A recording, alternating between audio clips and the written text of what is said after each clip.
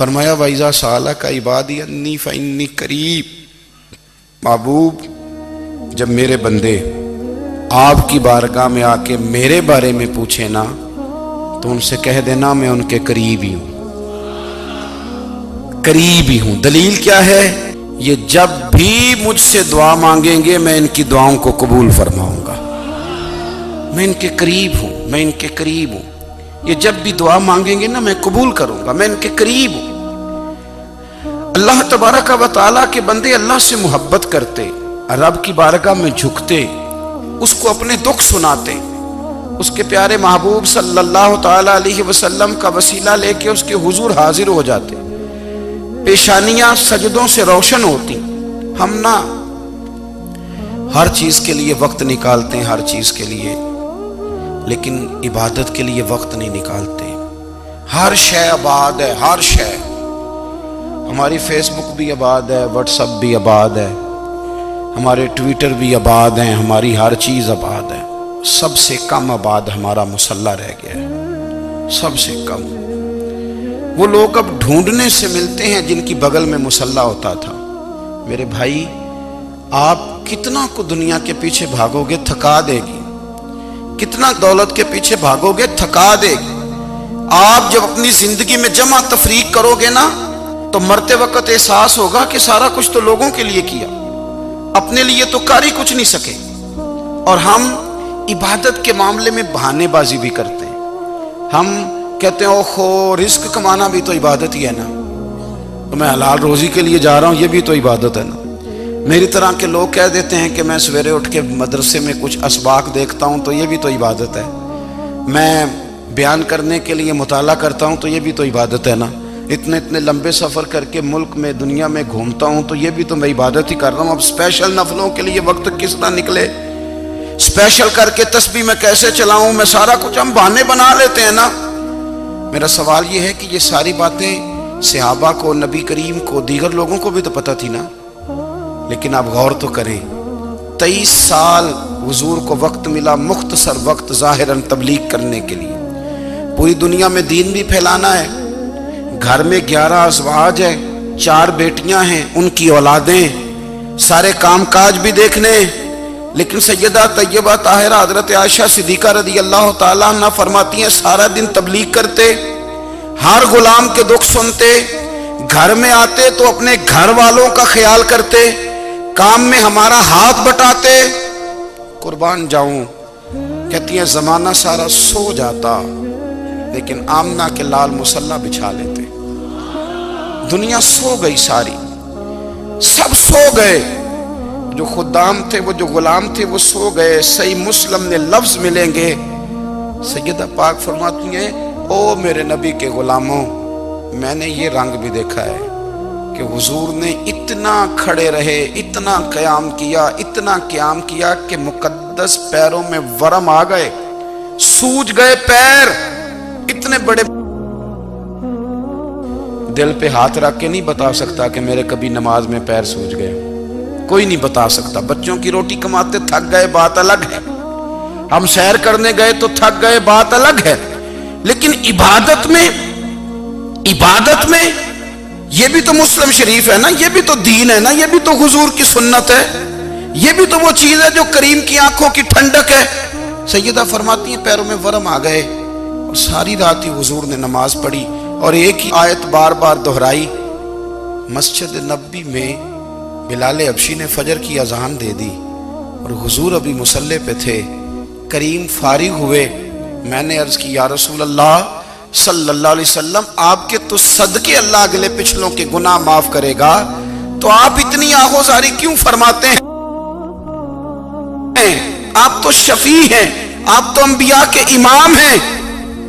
تو حضور نے فرمایا عائشہ تم نے گنوایا ہے نا میرے اللہ کی مجھ پر کتنی رحمت ہے، افلا اکون عبدا شکورا، فرمایا اگر اس نے اتنی نعمتیں دی ہیں تو کیا میں اس کا شکر گزار بندہ نہ بنوں، میں شکر گزار بندہ نہ بنوں اس کا؟ پھر اگر اتنی نعمتیں اس نے دی ہیں، مجھے اتنا نوازا ہے، تو پھر میں اس کے سامنے سجدے نہ کروں؟ او میرے بھائی، بڑے قابل فخر لوگ ہیں ہم کہ ہم نبی پاک کے غلام ہیں، ہم قابل فخر ہیں کہ نبی کریم کے غلام ہیں، کیا کبھی اس غلامی کے شکرانے میں بھی 2 نفل پڑھے کہ یا اللہ تیرا شکر ہے تو نے ہمیں حضور کا غلام بنایا ہے؟ یاد رکھیں کہ اپنی روحانی زندگی کو آباد کریں، استغفار پڑھیں، تسبیحات کریں۔ حضرت عبداللہ ابن عمر رضی اللہ تعالیٰ عنہ حضرت عمر کے صاحبزادے ہیں، مکہ مکرمہ میں ان کی قبر ہے۔ میں نے جب انہیں پڑھا تو مجھے ان سے بڑا پیار ہو گیا، لیکن آپ کو پتہ ہے وہاں جا کے کسی شخص کا مزار تلاش کرنا یا پوچھنا ایک مشکل کام ہوتا ہے۔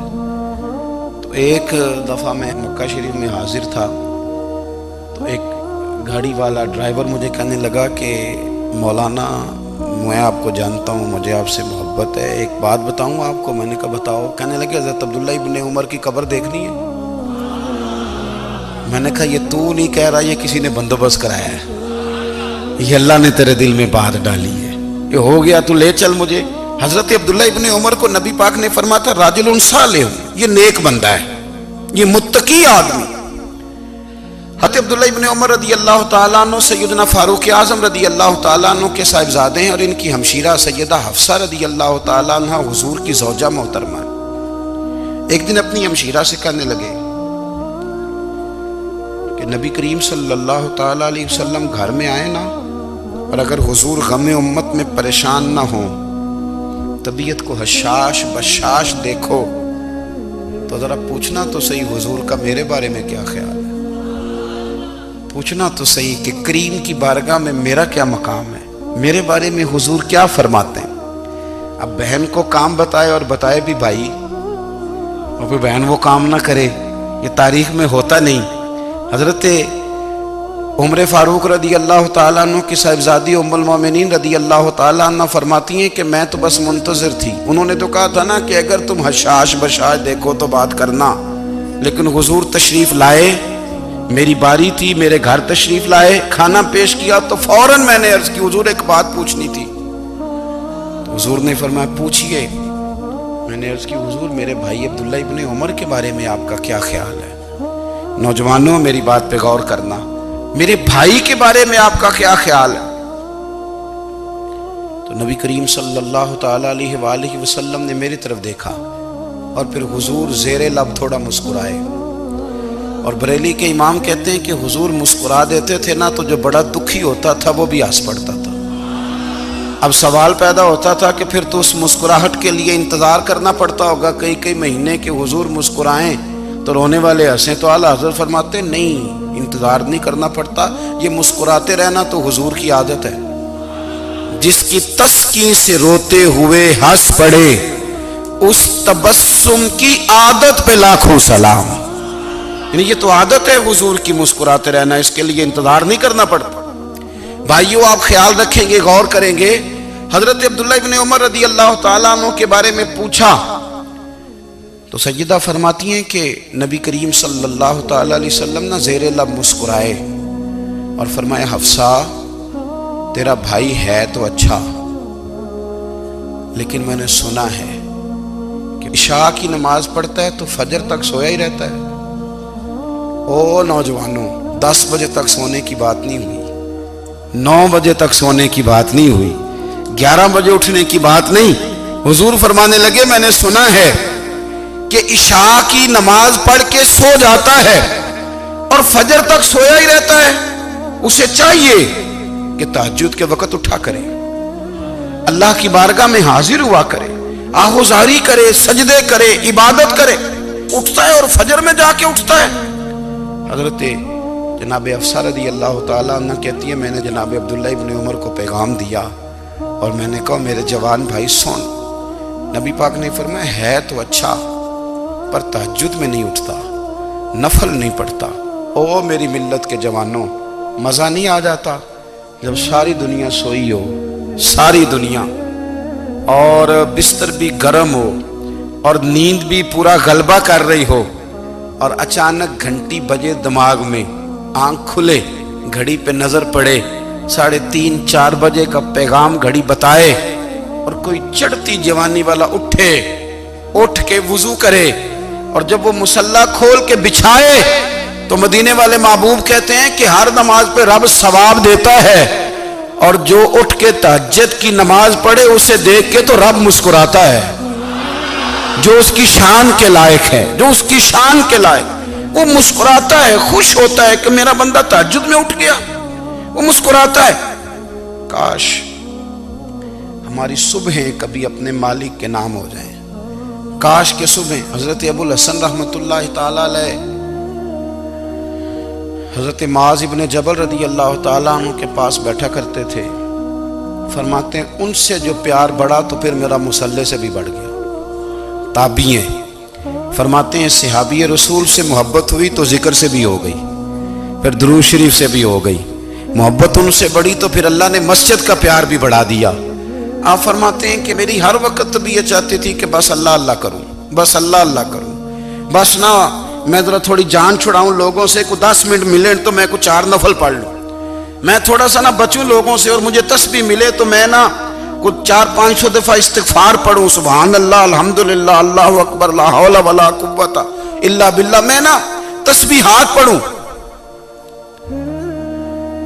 فرماتے ہیں کہ بچے تھے گھر میں 6-7، غربت تھی، کام ملتا کوئی نہیں تھا، اور میں کام چور نہیں تھا، کام ڈھونڈتا تھا، پر اللہ کی قدرت کے کام نہیں ملتا تھا۔ فرماتے ہیں کہ میں نے ایک دن اپنی اہلیہ سے کہا کہ آج میں پھر جاتا ہوں کام ڈھونڈنے، تو میری بیوی بڑی فرما بردار تھی، پر اس دن نہ غربت کے ہاتھوں تنگ آ کے کہنے لگی آج نانا کوئی تو چیز لے کے آیا، تو مجھ سے بچوں کی بھوک نہیں دیکھی جاتی، یہ سب روگاں دا روگ محمد جس دا نام غریبی، کنڈ بلا کے لنگ جاندے نہیں دوست یار قریبی، آج نہ کچھ لے کے آیا تو میں بچے لے کے چلی جاؤں گی۔ شیخ فرماتے ہیں کہ میں بڑا پریشان گھر سے نکلا، پر میں نے صبح سے لے کے زور تک کام ڈھونڈا، کام ملا کوئی نہیں، تو میرے دل میں خیال آیا چلو کام نہیں ملتا تو اللہ اللہ تو کرے نا، چلو بندوں کی مزدوری نہیں ملتی تو رب کریم کی عبادت ہی کرتے ہیں۔ فرماتے ہیں کہ میں نے نا فرات کے پانی سے وضو کیا، نہر کے، شدید دھوپ تھی، ساتھ ریت تھی اور ریت تپ رہی تھی، میں نے اپنا رومال وہیں مصلی کے طور پر بچھا لیا، اور فرماتے ہیں کہ زور سے لے کر عصر تک نماز پڑھی، دھوپ بھی پورے زور پہ، پر میرے سجدے کا ذوق بھی پورے زور پہ۔ فرماتے ہیں سورج بھی چمک رہا ہے اور رب کی عبادت کا ذوق بھی پورے زور پہ، میں سجدہ کروں تو پھر میرا اٹھانے کو جی نہ چاہے۔ میرے استاد لکھا کرتے تھے، یہ ان کا شعر ہے، وہ کہا کرتے تھے مجھے سوز دے، مجھے ساز دے، اور مجھے نیم شب کا نیاز دے، دم سجدہ خود کو میں توڑ دوں، مجھے ایسا ذوق نماز دے، اور میں تیری بہار کا پھول ہوں، میں کھلا بھی ہوں تو تیرے لیے، مجھے میری شاخ سے توڑ لے، مجھے اپنی زلف کا ناز دے۔ بھائی فرماتے ہیں کہ عصر تک میں نے نفل پڑھے، دل ڈھلنے لگا، عصر کی نماز پڑھی اور میں وہاں سے چلا۔ اب میں جب نکلنے لگا تو دل میں خیال آیا کہ چھوٹی چھوٹی دیواریں ہیں گھر کی، بغیر کچھ لیے جاؤں گا تو بیوی دور سے دیکھے گی تو شور کرے گی کہ پھر خالی ہاتھ آ گیا ہے۔ کہتے میں نے اپنے اسی رومال میں جس پہ میں نے نماز پڑھی تھی نا، رومال میں کیا آخی دے پنجابی جی صافہ، کہتے ہیں اسی میں نا میں نے کچھ ریت بھر لی کہ وہ دور سے دیکھے گی تو سمجھے گی کچھ لے کے آیا ہے، چلو جا کے اسے بتا دوں گا کہ آج پھر مزدوری نہیں ملی۔ کہتے ہیں وہ ریت لے کر جب میں گھر میں گیا تو پہلے بیوی دروازے پہ کھڑی ہوتی تھی، پوچھتی تھی خالی ہاتھ آ گئے ہو؟ آج میں نے دیکھا تو ہے ہی کوئی نہیں۔ فرماتے ہیں میں اندر داخل ہوا، سلام لیے، کونے میں نے وہ رومال رکھ دیا اور میں نے آواز دی کہ بھلی مانس کہاں ہو؟ تو وہ کہنے لگی آپ منہ ہاتھ دھو لیں، میں روٹی لے کے آئی۔ میں نے کہا روٹی کہاں سے آ گئی؟ یہاں تو کئی دنوں کے فاقے، تو کئی دنوں کی غربت ہے، یہاں تو اس گھر میں تو فقیری ہے۔ فرماتے ہیں کہ وہ روٹی لے کے آئی اور اس وقت کی جو موجودہ نعمتیں تھیں، سمجھ لیں سلاد، اچار، ہر چیز ساتھ لائی۔ میں نے کہا کہ بچے کہاں گئے؟ کہنے لگی وہ کھانا کھا کے کھیلنے گئے، آپ کھانا کھا لیں آ جاتے۔ کھانا اس نے چن دیا۔ میں نے حیرت انگیز لہجے میں ساری نعمتیں اپنے دسترخوان پہ دیکھ کر کے بیوی سے پوچھا یہ کہاں سے آیا کھانا؟ بچوں کو تو نے کہاں سے کھانا کھلایا؟ یہ سارا کچھ کیسا ہے؟ کہنے لگی پتہ نہیں آج آپ کس کریم کی مزدوری کرنے چلے گئے تھے، پتہ نہیں کس کریم کی، میرے گھر میں تو اتنی نعمتیں آئی ہیں کہ مجھ سے سنبھالی نہیں جا رہی، اتنا اناج ہے، اتنا گندم ہے، کس کریم کے دروازے آج چلے گئے تھے۔